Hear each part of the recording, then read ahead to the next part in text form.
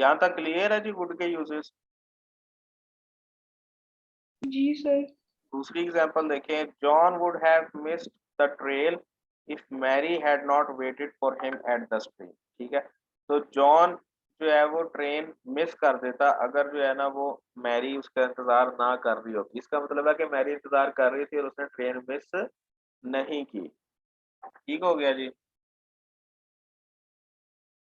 चलें जी, बस बहुत एग्जांपल, इतनी बहुत है। उसके बाद to tone down strong controversial statements not recommended in formal essays. ठीक है, आप कोई कंट्रोवर्शियल स्टेटमेंट देने जा रहे हैं, ठीक है, ऐसी स्टेटमेंट जिसके ऊपर जो है वो इख्तलाफ है, जिसके अंदर लोगों को बड़े मसले मसाइल होंगे, ठीक है, थोड़ी सी खतरनाक स्टेटमेंट है, तो उसका जो स्ट्रॉन्ग इफेक्ट है ना, उसको कम करने के लिए हम वुड यूज करते हैं। असल में कम्युनिकेशन के अंदर इस टेक्निक को यूफीमिज्म कहते हैं, EUPHEMISM। यूफीमिज्म का मतलब होता है नरम अल्फाज इस्तेमाल करके सख्त बात कह देना। ठीक है, फॉर एग्जांपल देखें, जब आप अपने पेरेंट्स के साथ बात कर रहे हैं, आप अपने एल्डर्स के साथ या अथॉरिटी से अपने बड़े से बात कर रहे हैं या जनरल मासेस के साथ बात कर रहे हैं, ठीक है, और बात मासेस के खिलाफ है, ठीक है, और पेरेंट्स ही की आप गलती बताने लगे हैं उनको, ठीक है, तो आप सख्त अल्फाज नहीं इस्तेमाल करेंगे, बहुत ही नरम अल्फाज इस्तेमाल करके आप वो सख्त बात का जो इफेक्ट है ना वो उसको कम करेंगे। तो वुड का यूज ये भी होता है। I would have to say that you are acting a bit immature. अब आप देखें किसी को कह रहे हैं कि यार तुम्हारा बड़ा जो है ना वो बचकाना सा बिहेवियर है, तो उसको पोलाइटली आप किस तरह यू कहेंगे, आई वुड हैव टू से, वुड का इस्तेमाल करें। ठीक है, तो वुड जो है ना वो एम्फेसिस को थोड़ा सा कम कर देता है, स्ट्रेस को कम कर देता है। इस बात के अंदर जो स्ट्रॉन्ग स्ट्रेस है, ठीक है, नेगेटिव के आप बड़े बचकाना आपका बिहेवियर है, इसको थोड़ा सा कूल डाउन कर देगा। आगे चलें, फिर वुड का क्या यूसेज है जनाब, to explain an outcome to a hypothetical situation. ठीक है, आपने कोई मफरूजा कायम किया था, हाइपोथेसिस बनाया था कि जनाब ऐसा होता है, ठीक है, अब उसका जो रिजल्ट आया, उसका जो नतीजा आया, उसको एक्सप्रेस करने के लिए जो है ना वो वुड आता है। ये देखें जरा, इस एग्जांपल्स को देखें। अब यहाँ पे शुड को आपने इफ कंसिडर करना है। For example, should I win a million dollars, इसका मतलब क्या है कि if I have one million dollars, sorry, आगे आएगा उसमें फ्यूचर में, अगर मैं 10 लाख डॉलर जीतता हूँ, I would fix up my house, तो मैं अपने घर की मरम्मत करूंगा।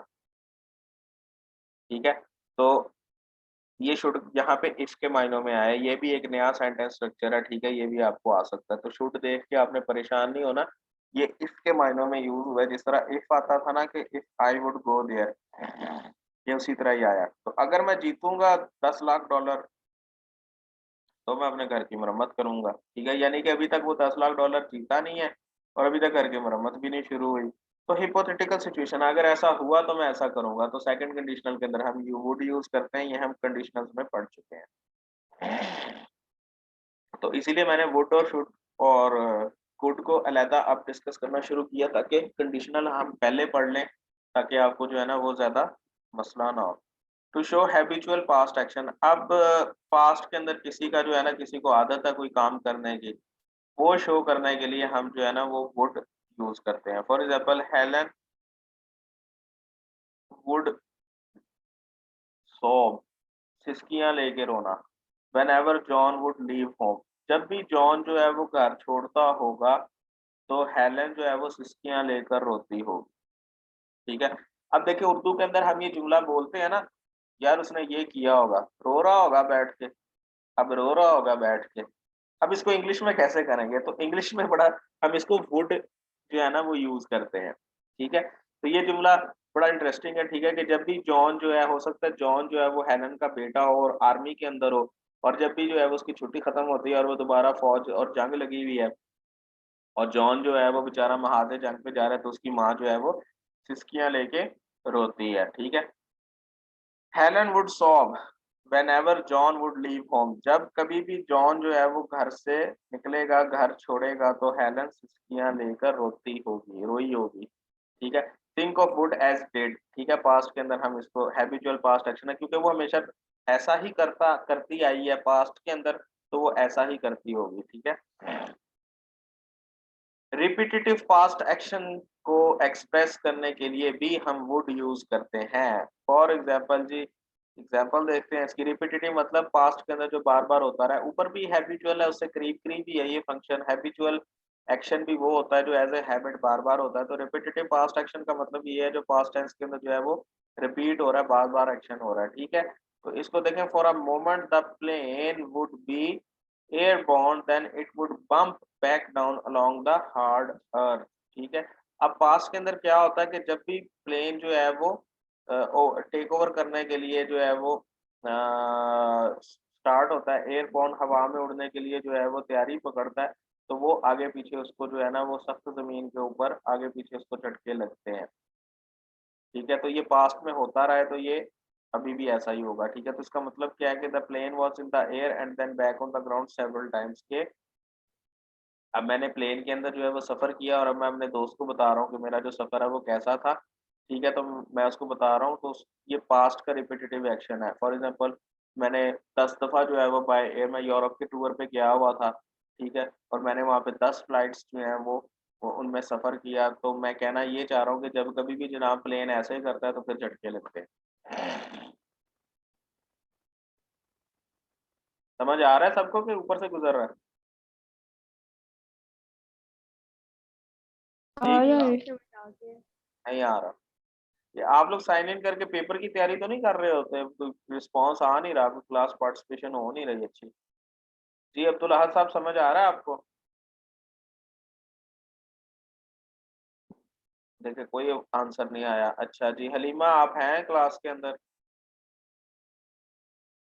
हलीमा। जी सर। जी, मनाल आप हैं क्लास में? हाँ जी, देखिए मनाल का कोई आंसर नहीं आ रहा। मिनाहिल, मायरा।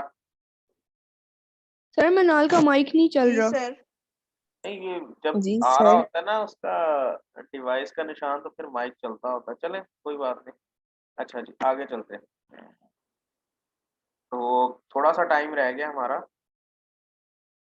अच्छा जी, to show sir preference between. Sir yes.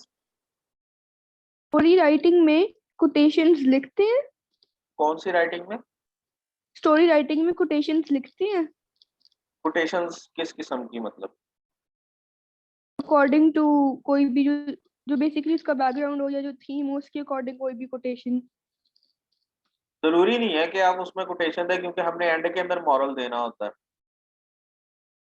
तो अगर आप स्टोरी के बॉडी के अंदर, स्टोरी के मतन के अंदर आप कोटेशंस दे रहे हैं मॉरल से मिलती जुलती, तो वो कोई इतना जरूरी नहीं है, ठीक है। और ना ही जो है वो इस तरह देखने में आती है कोटेशंस के, जी कोटेशन दी जाए, नहीं देते।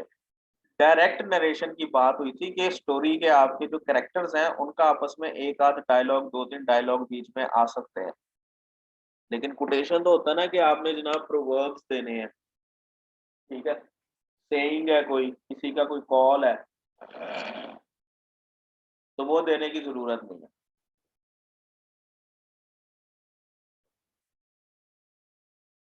ठीक है, क्योंकि आपने एंड के अंदर जो है वो उसका निचोड़ बता ही देना है मॉरल। जी सर। तो बीच में स्टोरी की बॉडी के अंदर लिखने की जरूरत नहीं है। अच्छा जी, ये इसका नेक्स्ट यूजेज है, to show preference between two choices used with rather और सूनर, ठीक है। अच्छा, अब आपने दो चॉइस है उसके दरमियान उसमें आपने एक को जो है ना वो अहमियत देनी है, फौकियत देनी है, अहमियत नहीं। अहमियत होता है इंपॉर्टेंस, प्रेफरेंस है फौकियत देना, किसी चीज को किसी चीज से बालातर समझना, प्रेफर करना, ठीक है। और साथ वर्ड्स कौन से आ रहे हैं? एडवर्ब्स हैं असल में, रादर और सूनर। रादर का मतलब है बल्कि, और सूनर का मतलब है जल्द। अब देखते हैं examples. I would sooner die than face them, ठीक है। अब एक देखें, बड़ा जबरदस्त सेंटेंस स्ट्रक्चर है। I would sooner die than face them, ठीक है। मैं मरने पे तरजीह दूंगा उनका सामना करने की बजाय, ठीक है। उनका सामना करने से पहले ही मैं मर जाऊंगा, ठीक है। ये बड़ा इमोशनल सा डायलॉग होता है ना, ठीक है। तो अब अब आपका एक दोस्त है जो आपके घर वालों को पसंद नहीं है, पेरेंट्स को पसंद नहीं है, ठीक है? अब आप ज़िद कर रहे हैं कि मैंने उसको घर पे इनवाइट करना है और हमने घर के सहन के अंदर क्रिकेट खेलनी है और आपकी अम्मा ने इमोशनल डायलॉग मार दिए, जनाब उसके इस घर में आने से पहले मैं मर जाऊँगी। तो ये वही डायलॉग है, ठीक है? तो I would sooner die than face them, ठीक है? उनका सामना करने से पहले मैं मर जाऊँगा। तो आई इसका मतलब असल में क्या है कि I prefer death in place of facing them, कि उनका जो है ना वो सामना करने की बजाय मैं मौत को जो है वो तरजीह दूँगा। दूसरी एग्ज़ाम्पल देखते हैं रादर के साथ, I would rather hand write than type, ठीक है? मैं हाथ से लिखना जो है वो ज़्यादा पसंद करूँगा बजाय टाइपिंग के। तो इसका मतलब क्या है, I prefer hand writing instead in typing, ठीक है? काफ़ी ज़्यादा ये यूसेजेस हैं, ठीक है? खाली ओरली इनको करने से नहीं होगा, ये आपके साथ जो है ना वो मैं इसका जो टेक्स्ट है वो शेयर कर दूँगा। चलिए जी नेक्स्ट एग्ज़ाम्पल देखते हैं, however the second choice may be implied but not stated, ठीक है?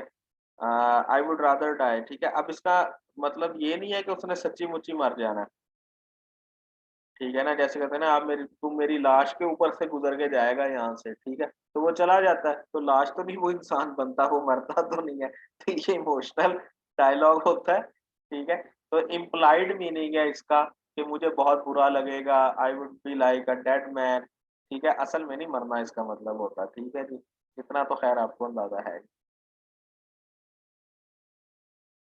अच्छा जी, टू शो विश और डिज़ायर, ठीक है? ये अब आया वो फ़ंक्शन जो हमें सिर्फ़ ये फ़ंक्शन हमारी पाकिस्तान की ग्रामर की बुक्स के अंदर पढ़ाया जाता है कि वुड का जो मीनिंग है, वो सिर्फ़ विश, ख़्वाहिश ज़ाहिर करने के लिए जो है ना वो आता है, ठीक है? तो वुड के बहुत ज़्यादा यूसेजेस हैं जो हम डिस्कस कर रहे हैं और अभी और हमने डिस्कस करने हैं, तो सिर्फ़ ये यूसेज नहीं है, उनमें से एक ये यूसेज है कि these people would allow gambling, ठीक है? Those people would allow gambling, इसका मतलब क्या है कि ख़्वाहिश है, डिज़ायर है कि जनाब ये लोग इजाज़त दे देंगे यहाँ पे जुआ खेलने की, ठीक है? तो माय पेरेंट्स वुड एग्री, ठीक है? मेरे यार मान जाएँगे मेरे पेरेंट्स, मानने नहीं है, मेरी लेकिन ख़्वाहिश है, हिडन डिज़ायर है मेरी कि वो मान जाएँगे, ठीक है?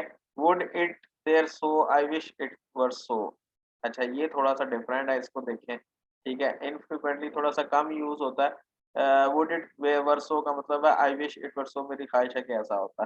We wish that he would go, मेरी ख़्वाहिश है कि वो I want him to go, we want him to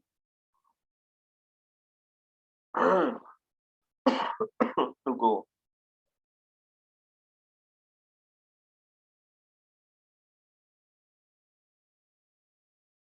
चलें जी, टू शो इंटेंशन और प्लान, ठीक है? इंटेंशन नियत या आपका जो इरादा है उसको शो करने के लिए भी जो है ना वो अ, वुड जो है वो आता है, ठीक है? तो ये उसकी एग्ज़ाम्पल भी है नीचे, she said she would come, तो ये उसकी नीयत थी, उसका इरादा था, उसने कहा कि वो आएगी, she said she was planning to come, ठीक है? तो हम ये यहाँ तक इसका करते हैं, ठीक है? बाकी हम जो यूसेजेस हैं वो आगे करेंगे। तो क्लास का टाइम खत्म हो गया, तो ठीक है, हम जो है ना वो बाद में करते हैं, नेक्स्ट क्लास के अंदर हम इसको कंटिन्यू करेंगे, ठीक है? ओके जी, अब नेक्स्ट क्लास जी की सर। तैयारी, ठीक है? ओके जी, मैं क्लास ऑफ कर रहा हूँ। अल्लाह हाफ़िज़।